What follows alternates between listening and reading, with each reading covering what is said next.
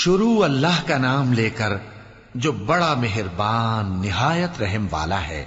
جو لوگ کافر ہیں یعنی اہل کتاب اور مشرک، وہ کفر سے باز رہنے والے نہ تھے یہاں تک کہ ان کے پاس کھلی دلیل آ جائے، یعنی اللہ کا ایک پیغمبر جو پاک اوراق پڑھ کر سناتا ہے جن میں مستحکم آیتیں لکھی ہوئی ہیں، اور اہل کتاب جو فرقوں میں بٹے ہیں تو دلیل واضح کے آنے کے بعد ہی بٹے ہیں، حالانکہ ان کو حکم تو یہی ہوا تھا کہ اللہ کی عبادت کریں، اطاعت کو اسی کے لیے خالص کرتے ہوئے یکسو ہو کر، اور نماز قائم کریں اور زکوٰۃ دیں، اور یہی مضبوط اصولوں والا دین ہے۔ جو لوگ کافر ہیں یعنی اہل کتاب اور مشرک، وہ دوزخ کی آگ میں پڑیں گے اور ہمیشہ اسی میں رہیں گے۔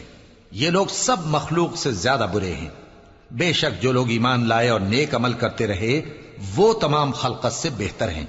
ان کا صلہ ان کے پروردگار کے ہاں ہمیشہ رہنے کے باغ ہیں جن کے نیچے نہریں بہ رہی ہیں، ہمیشہ ہمیشہ ان میں رہیں گے۔